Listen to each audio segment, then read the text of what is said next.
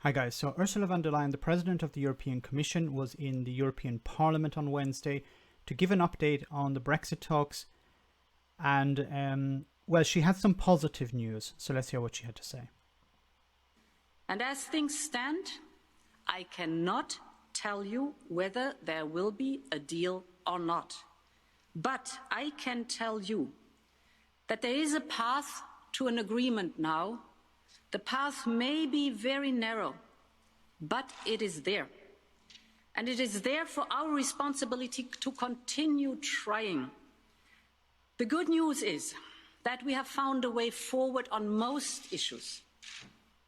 But this is now a case of us being so close and yet being so far away from each other. Because two issues still remain outstanding, you know them, the level playing field and the fisheries.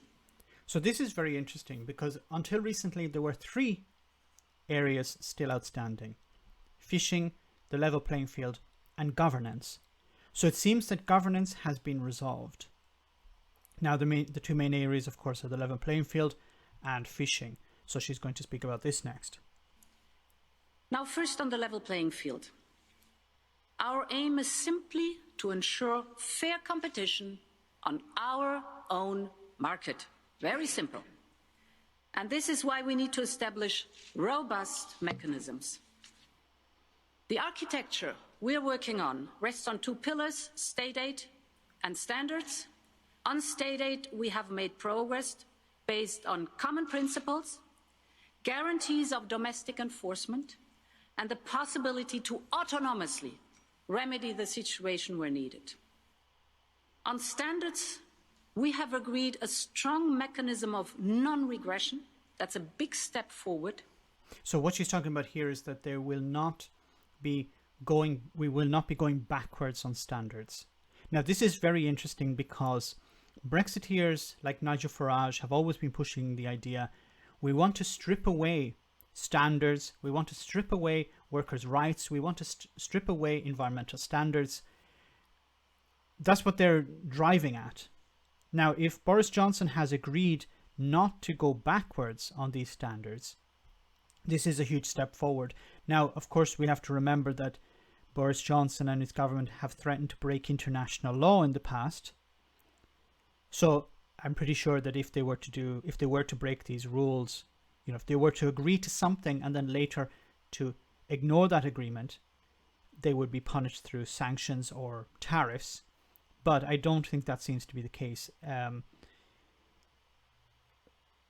I think Brexit may not be a huge success for Brexiteers, the ones who are talking about stripping away any types of rules or regulations protecting workers' rights, the environment, or products and standards.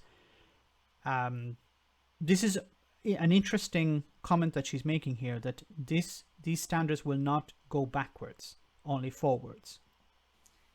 And this is to ensure that our common high labour, social and environmental standards will not be undercut.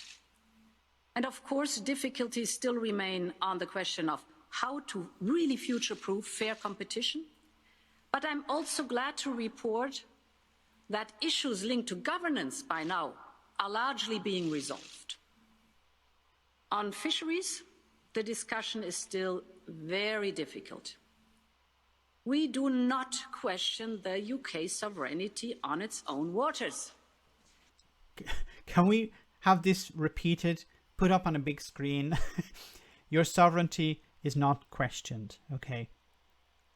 We're not questioning UK sovereignty. That's what the European Union should be. That should be pumped out everywhere, because this is, of course, this is the issue that the Brexiteers in Parliament, the Brexiteers, when they go on the media, is about: we need to protect our sovereignty, our sovereignty, our sovereignty.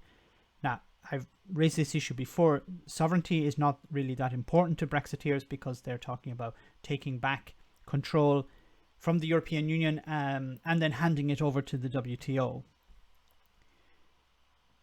But we ask for predictability and stability for our fishermen and our fisherwomen.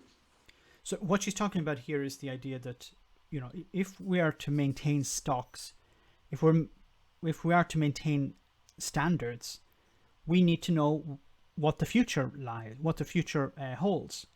So we need to cooperate with the UK. We need to know what type of fishing is going to take place around UK waters. We need to know what sort of standards are required to maintain these stocks. We have to cooperate. It's all about cooperation at the end of the day. The UK and the EU share these stocks of fish. They're not British fish, they're not European fish. As I said before, they start off in one area, they travel around the sea and the ocean. They're in different locations at different times of the year and at different parts of their life cycle. So there has to be cooperation. This is about cooperation at the end of the day. And in all honesty, it sometimes feels that we will not be able to resolve this question. But we must continue to try finding a solution. And it is the only responsible and right course of action. Now, I personally believe that what they should do is Boris Johnson and Ursula von der Leyen should say, look, let's go with the deal that we have and let's park fishing until next year. And this could be the actual outcome. Now, I don't know if it's technically possible to do that. I think it requires an agreement on both sides.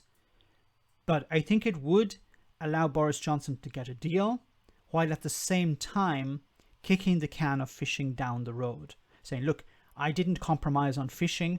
I'm going to keep fishing alive. We're going to negotiate it next year.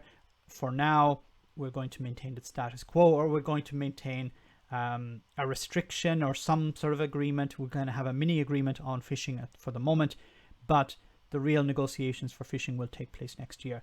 So because it would be a huge pity to throw away all the work that has been achieved, so to throw away all that has been achieved because of one issue that's as valuable to the UK economy, as I've said before, as the lawnmower industry. This issue for Boris Johnson and the Brexiteers, it's important for political reasons, not for economic or social reasons.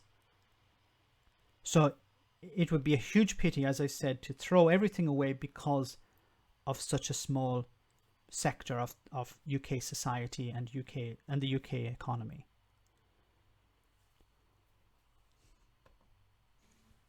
Honourable members, the next days are going to be decisive, and I know I have said this before, and I know deadlines have been missed time and again.